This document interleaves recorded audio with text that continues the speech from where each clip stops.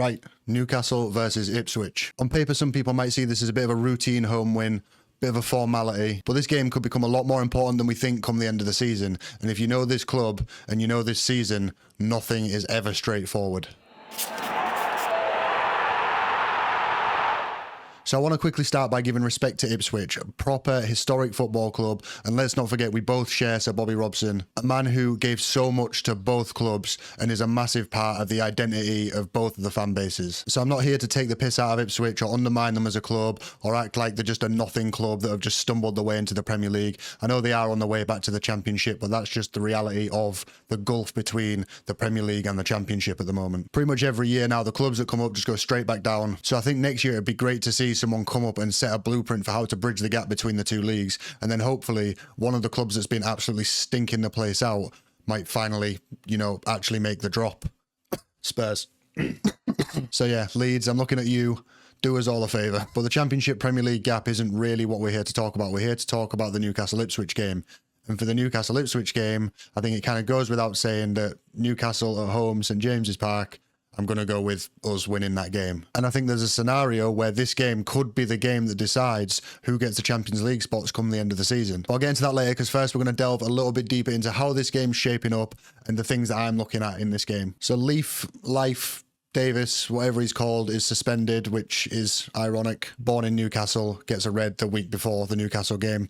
I'll leave that one to the conspiracy theorists. But nevertheless, it's a big loss for them. He's one of their better players, and I think it's going to leave them quite exposed down that left side. So naturally, I think that's the side we do the damage down. But for my bets, I'm not looking at like a Murphy or Barnes, whoever's on that right wing. I'm not looking at them for assists or goals. I'm looking more at Trippier and Bruno, because I think Ipswich will sit deep in a low block, which means that we're relying more on either a cross from Trippier or someone unlocking the door with a bit of quality like Bruno with some kind of thread the needle pass. And I think with it being at St James's Park, I probably fancy an Isak goal or two. I think he's due a big performance at St James's Park, and he did look a bit leggy against Villa, but he's had a full week to recover now instead of just the 3 days. So I am expecting him to look a little sharper. I did think Murphy and Bruno also looked quite leggy against Villa. So I can't say I'd be mega shocked to see a bit of rotation for this game. We might see Barnes on the right, Gordon on the left. Plus, I have seen it floating about that apparently we broke a Premier League record for 7 games in a row with an unchanged 11. So I think it is probably about time we change the 11. If I'm honest, I think I would be a little surprised if I didn't see Bruno starting. I think Bruno could literally have his leg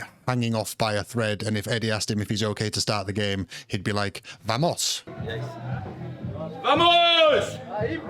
And while this should be a winnable game on paper, I think that we do have to start to look at the fixtures coming up. I know it's a cliche, but we've got 5 cup final fixtures really. So keeping key players fit, managing minutes is going to be really important going into these final few fixtures. So with that said, that's why I always, before I make any bets on any games, I'll always wait till I see the lineup first. And just to be clear, I am not a bet tipster. Don't take anything I say as advice. Even if I went 2 years in a row hitting every bet every weekend, never going to happen. But even if I did, I still wouldn't be a bet tipster. I'm just some idiot on YouTube. Anyone that's been watching my actual match day content since the channel started about a month ago will know that I've been putting out my bets every week and I haven't won a single one. At least not the ones I've been saying on YouTube anyway. I've been on a heater with the other ones that I haven't been saying on YouTube, and that's been great. So anything I say on here, avoid it as advice at all costs. Do not follow me expecting riches.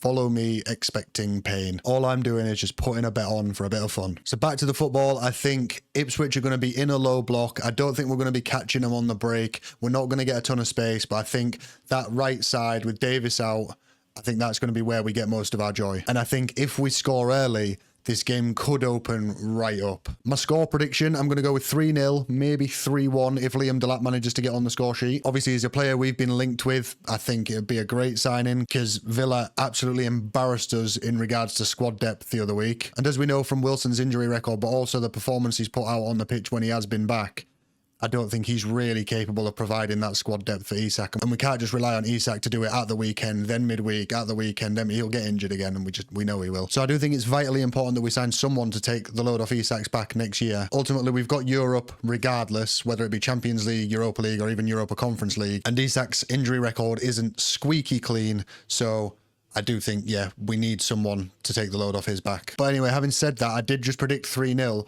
but this game could become vitally important, as I said earlier in the video, when it comes to the end of the season for who gets the Champions League spots. And the reason being goal difference. With City beating Villa earlier this week, we're now locked in much more of a battle with City, and it could come down to goal difference with them. With Villa, it was never coming down to goal difference, but with City, it could. Now, we're behind them at the moment on goal difference, but if we start to get early goals in this game, if we smell blood, we're not going to have many more opportunities this season to bridge the gap on City, and it is a gap. But as I say, we're not going to have many opportunities to smell blood this season. And as I mentioned earlier, the clear gulf in quality between the Championship sides and the Premier League sides, if there's any game where we're going to smell blood of the next 5 games and try and bridge that gap, this is going to be the one, I think. So as I said, my initial prediction is 3-0, maybe 3-1, but I wouldn't be surprised if this one were to go 6-0, 7-0 if we are to smell blood. You can't ever predict really these 6-0, 7-0 games because they only ever happen once in a blue moon. But if the opportunity presents itself tomorrow, I think we'll take it. Having said that though, it is Newcastle. We never do anything simple, so we'll probably draw or even lose to Ipswich and then go and beat Brighton next week and pretend it never happened.